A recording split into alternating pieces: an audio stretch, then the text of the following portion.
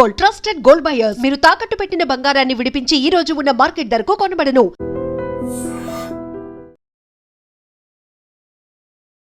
Hello viewers, welcome to iDream media.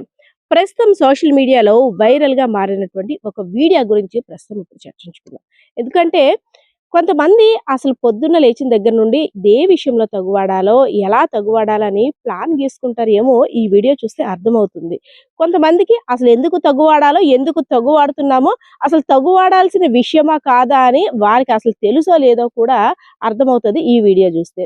So రీసెంట్గా విశాఖపట్నం జిల్లానికి చెందినటువంటి 14 ఏళ్ల బాలిక తన కుటుంబ సభ్యులతో బొబ్బిల్లో ఉన్నటువంటి బంధువుల ఇంటికి పండగ కోసం వచ్చింది.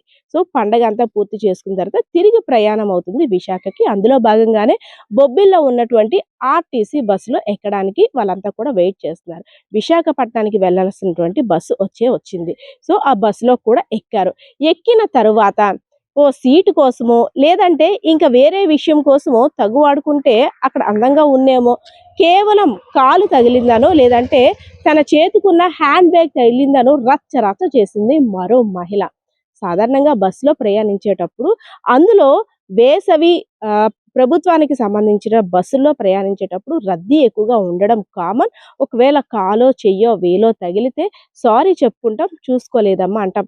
అందులో మహిళలకి తగిలితే అమ్మ సారీ అమ్మ అంటాం. పురుషులైతే కాస్త సీరియస్ అవుతాం కూడా, అందరూ ఏం బాబు చూసుకోవాలి కదా. అదే మహిళ తగిలితే అమ్మ చూడలేదమ్మా అనేసి రిక్వెస్టింగ్గా అడుగుతాం. సో 14 ఏళ్ల బాలిక అంటే ఒక చిన్న పిల్లగానే చూస్తాం, మన ఇంట్లో అమ్మాయిగానే చూస్తాం.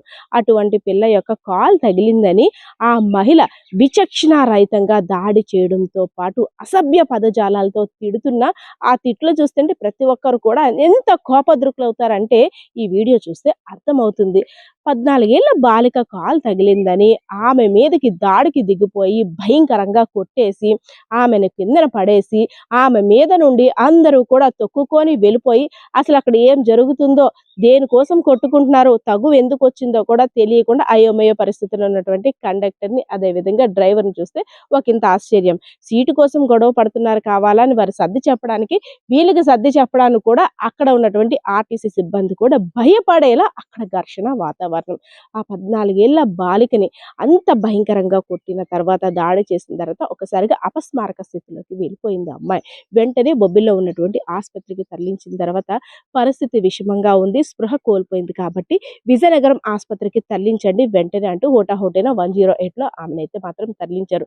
ఇక్కడికి వచ్చిన తర్వాత ఒక 24 అవర్స్ గడిచిన తర్వాత ఆమె ఆరోగ్యం నిలకడగా ఉన్న తర్వాత క్షేమంగా ఇంటికి చేరుకుంది. సో ఇదంతా ఒక వార్తలా కాకుండా మన మినిమం కామన్ సెన్స్, మనం బస్సులో ప్రయాణించేటప్పుడు కొంత రద్దీ వాతావరణంలో ఇబ్బందులు ప్రతి ఒక్కరూ ఎదుర్కొంటారు. ఒక్కొక్కసారి ఫ్రీగా ఉంటుంది, ఒక్కొక్క సమయంలో రద్దీగా ఉంటుంది. సో అలాంటి వాటిలో కూడా చిన్న చిన్న కారణాలకి తగువులు ఆడుకుంటూ మహిళల్లో మహిళే చండాలంగా తిట్టుకుంటూ వీధిన పడిపోతున్నారంటూ కూడా అక్కడున్న పరిస్థితులు అయితే మాత్రం తెలుపుతున్నది కూడా. ఎందుకంటే చాలా మంది నేను సీటు వేశానను గతంలో కూడా అదే ఏరియాకి సంబంధించి ఒక మహిళ సీటు గురించి ఒక పెద్ద ఆయనతో ఎంత భయంకరంగా తిడుతూ వయసును కూడా మర్చిపోయి తన తండ్రి స్థానంలో ఉన్నటువంటి ఒక వ్యక్తిని భయంకరంగా అసభ్య పదజాలాలతో తిడుతూ ఒక రకంగా ఒక పెద్ద ఇష్యూనే క్రియేట్ చేసింది. వీళ్ళు గోలకు భరించలేనటువంటి వాళ్ళు అందరూ కూడా పోలీస్ కేసు కంపల్సరీగా మహిళ మీద పెట్టాలని చాలా ఫైటింగ్స్ కూడా జరిగాయి. ఆ ఘటన ఇంకా మర్చిపోలేదు. 14 ఏళ్ల బాలికపై తన ఫ్యామిలీ మెంబర్స్ ఉన్నారు, తన మదర్ ఉంది, తన తమ్ముడు అందరూ ఉన్నారు. అయినా సరే ఆ అమ్మాయి మీదకి వీళ్ళంతా దాడి చేస్తుంటే తన పేరెంట్స్ ఆపండి పిల్ల చచ్చిపోద్ది అని ఫైట్ చేస్తున్నప్పుడు కూడా ఇంకా వీళ్ళని కంట్రోల్ చేయడం ఎవ్వరి తరం కూడా కాలేదు. అసలు వీళ్ళు గొడవ పడ్డానికే వచ్చారా, లేదంటే అక్కడ ఇష్యూ ఏమీ లేకపోయినా కావాలని గొడవలు క్రియేట్ చేసుకొని పొద్దున్నుండి కూడా ఇలానే ఉంటారా అని కొంతమంది అయితే మాత్రం ఆ మహిళలకి వార్నింగ్ ఇవ్వడం కూడా జరిగింది. సో ఏదైతేనే ఈ ఇష్యూ అయితే మాత్రం ఇప్పుడు హాట్ టాపిక్ గా మారింది. ఆ రోజు జరిగిన ఘర్షణ వాతావరణం ఒకసారి మీరు కూడా వీడియోలో చూసేయండి.